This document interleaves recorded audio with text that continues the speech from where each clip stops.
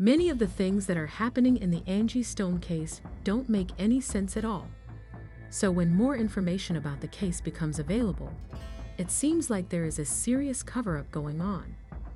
Angie's death was attributed to the overturned van she and her teammates were in. But new eyewitnesses are now coming forward to claim that she died from the van that struck her after she was taken out of the crash, not the collision itself. Because Angie was trying to get out of the van before the crash, does this mean she knew something was wrong? The truck driver who hit her is also missing. Since this is a rather hazy issue, let's take a closer look on March 1st, 2025. Angie was in a Sprinter van with her gang, heading back down the highway after a Mardi Gras gig in Alabama. Despite being in town to film a new project in the area, they decided to pause and take in the celebrations. It was only going to be a short stop, take a brief getaway. Before returning to work, the ride went smoothly, but then things went wrong. The van abruptly lost control and overturned, terrifying all 9 people inside.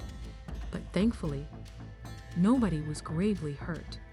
They called for help and tried to understand what had occurred.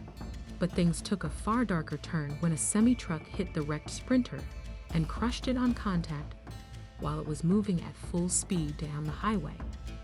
People couldn't shake the feeling that something wasn't right as the days passed, even if at first it seemed to be just a sad accident, a terrible instance of being in the wrong place at the wrong time for whatever reason.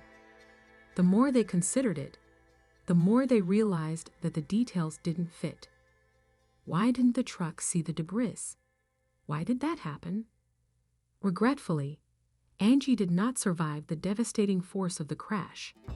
That night, she was the sole one to pass away. Her loved ones were crushed. People who were in the van that night, including Sharita Murphy, came forward with a startling revelation. The Sprinter's driver had been speeding. Angie asked him to slow down. But he didn't listen, she said, and he started driving so quickly at a place where traffic had likely halted. And why was Angie's the only one who failed to show up? She inquired. Questions eventually became theories, and suspicions soon followed. The van reportedly lost control a few moments later, flipped, and set off a chain of events that would lead to disaster. Angie Stone and 8 other passengers, including Sharita Murphy, said on Facebook, "We are blessed to be alive." The van driver's excessively fast driving prompted Angie Stone to warn him to slow down, but he refused, forcing the vehicle to flip 3 times before help arrived. Stone is credited with being calm throughout the incident. An 18-wheeler crash that had appeared to be a tragic accident suddenly felt much more suspicious as it was revealed that Angie Stone had died in the experience. As more people started to ask questions, was it truly just a case of reckless driving gone awry, or was there something more nefarious going on? The mystery surrounding Angie's death only grew when several answers were offered, but then a video went viral and drastically changed the trajectory of events. The recording showed a woman professing to be When she and her daughter saw the overturned van on the side of the road, they were driving down the highway. Suddenly, she felt the need to stop and look into it. She heard people yelling, frantic and injured, as she got closer, but they were all still alive, including Angie, who was still breathing. We're on, so we slowed down some, and that's when I noticed there was an overturned vehicle in the fast lane. And it looked like it just happened. I pulled over and put my flashers on, and I told my daughter to stay in the car, and I ran over. It was a van, and I ran over, and there were so many people in this van, and they were just trying to get out. And I asked if they'd called the cops, and they said, "We're just trying to get out." And they were helping this woman out off the side of the van, and I grabbed her hand and I helped her get down, and she seemed out of it, and I was holding her hand and she was wobbling. There was a brief hope that Angie was hurt, but alive, after she managed to get her out of the van. They were trying to choose how to get assistance and ensure everyone's safety, but the woman sensed something go by before they could even think of a strategy. All of that changed abruptly as a massive semi-truck suddenly appeared out of nowhere and began speeding in their direction. Angie was gone before she could react, as it crashed straight into her. Down. And then the next thing I know, I flew and I fell down to the ground, and it felt like something not ran over me but brushed over me. Like something just swiped over my body. And I got up and I could hear screaming, and I just focused in on one screaming, and it was my daughter. And all I could do was run across the highway and tell her to get. After being rescued from the first collision, Angie was hit again shortly after. The more information that becomes available, the more it appears that this was not a random sad accident, the less likely that is to have happened naturally, and the math is not mathematical. This was odd on several levels. There's something off about the whole situation, but it's not merely that. Additionally, according to one source, the truck driver who hit Angie has gone AWOL, and no one is able to reach him.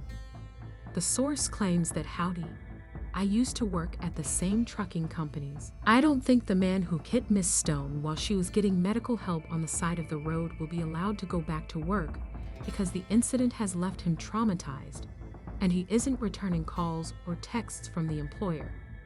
When we learned he had turned in the rig and left, my wife called his wife to offer help. Taking into account all the information available to me, my former boss asserts that he discovered the wreck too soon to evade it by making the required preparations. I'm surprised he hasn't done anything wrong. Though I'm not posing as Perry Mason with the means to solve a case, I thought I'd contact you because of the lengthy history of drinking. Additionally, FMCSA data shows that no mechanical problems were detected on the Freightliner prior to March 1. And records suggest that the truck driver's route from Mobile to Birmingham did not necessitate a stop near mile marker 162 unless detoured or directed. First, what was the truck driver doing on that route? And second, why has he disappeared entirely? Suspicions are being raised by the fact that no one appears to be aware of his location. If this was just an accident, why would he go in? The fact that concealment has now taken place makes it seem more like a total cover-up than a tragic accident, since there are still too many unanswered questions, an excessive amount of irrational detail, and nearly no transparency. There is simply quiet when fans request explanations. Did something darker have a hand in Angie's death? Or was it just a tragic accident? The true question is if we will ever find out, or if this is one of those instances that will never be solved. RIP Angie Stone. Although it saddens me to learn that she escaped the first crash, which wasn't even a crash, her death was highly suspicious. The van she was flung into the median and was being helped by another woman when a semi-truck struck her as it went over the median. Isn't Angie Stone's death suspicious in your opinion? What is the amount of money being paid to the truck driver that struck her vehicle? For her catalog, wasn't she pursuing Jews? Angie Stone's murder is all the more heartbreaking since she was speaking out against inequities in the music industry. And by that, I mean highly suspicious. Everything about this situation seems off, including the van's speed, the driver's disregard for Angie's request that he slow down, and the fact that it all seems strange. But do you truly believe that Angie was removed deliberately? Or is this just another instance of people making unfounded connections? Is this a fluke accident that is unfortunate? Or is there anything more serious at play? After seeing this next video, refer to the comments area for your ideas.